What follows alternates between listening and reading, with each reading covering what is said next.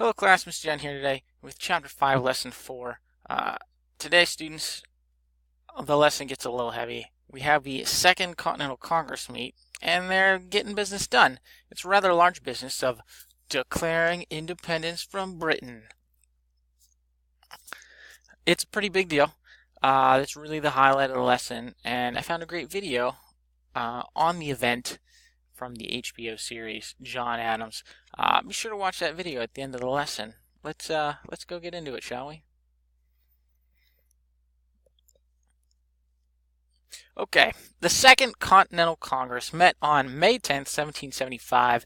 So this is after Lexington and Concord, and they had hoped that relations would have improved since the last Congress, the First Continental Congress, but in fact things have gotten worse. The Second Continental Congress included men of legendary repute, such as Ben Franklin, Sam and John Adams, George Washington, Thomas Jefferson, and John Hancock. They had a lot of business to discuss. So they got right down to business. They authorized the printing of money. They set up committees and even set up a post office. Most importantly, they created a Continental Army, which would be a national army that could conduct warfare at a higher level than that of the local militias. You might think of the local militias as sort of like a home team for the colonies, and their Continental Army was like their away team. It was like the go fight team. They were on offense as opposed to just defense. Like the militiamen never really went too far from home, and they needed a mobile professional army. And that is going to be the Continental Army, who is going to be led by George Washington, who was unanimously chosen by the Second Continental Congress to be the commander of the Continental Army. In a final attempt to avoid full-scale war, the Congress drafted and sent King George III what was called the Olive Branch Petition, asking him to respect the colonists' rights and assuring them that the colonies wanted peace. King George rejected this Olive Branch Petition and instead hired 30,000 Hessian mercenaries. That was kind of a aggressive move. Hessians were these paid professional soldiers from the Germanic states that were very well trained, disciplined, and feared throughout the world.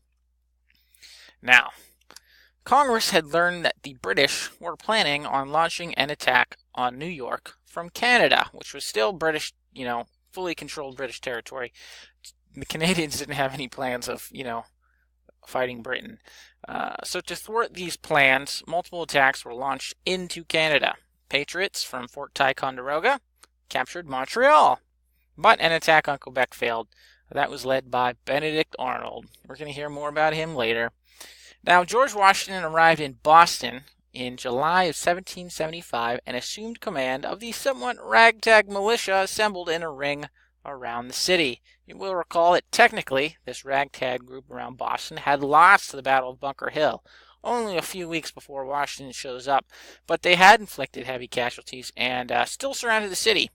Washington realized this group lacked training and discipline and set about the task of turning these civilians into a professional fighting force. Here we go, like this. It's a nice musket, right?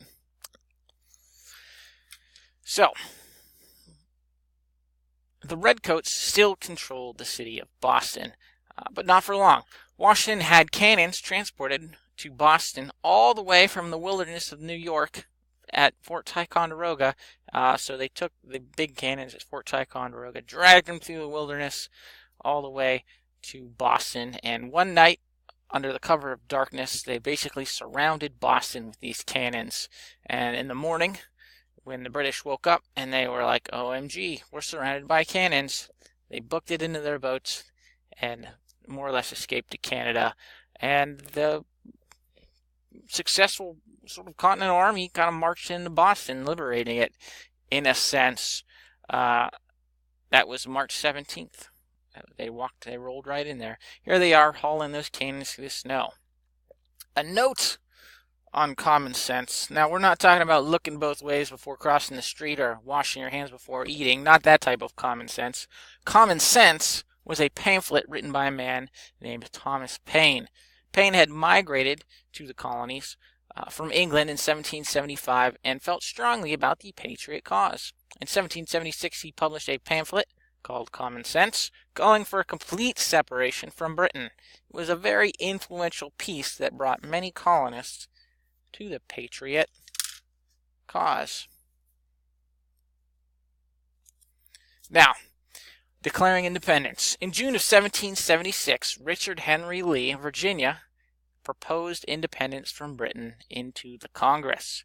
While the delegates debated, and it was quite the, it was quite the word, not conversational is not it, controversial. It was quite the controversial topic. A committee of John Adams, Ben Franklin, Thomas Jefferson, Robert Livingston, and Roger Sherman. This committee was tasked with writing a Declaration of Independence. Thomas Jefferson ended up doing most of the legwork as he was a pretty good writer. Here they are, it's John Adams and Ben Franklin checking out Jefferson's first draft, and that's exactly how I look when I grade your papers. Now, Jefferson pulled ideas from philosopher John Locke, we'll talk about later, citing certain unalienable rights of life, liberty, and property. It was a spectacular piece of writing at the time, and it was taken before Congress and approved on July 2nd, 1776. All but one colony voted for independence, with just New York abstaining, which means isn't a yes or a no. It's like a we opt out. Congress made some slight changes to the wordage, and the final draft was approved on July 4th. That's why we celebrate the 4th of July and not the 2nd of July. So even though we voted for independence on the 2nd, the final draft was approved on the 4th. It was quite an event to declare that the colonies were in an independent nation. That's like saying we're no longer a colony. We're our own country now. There's nothing you can do about it. There were celebrations and fireworks, but it was also a solemn event, as all the men who signed the Declaration of Independence would surely be hung for treason if captured by the British.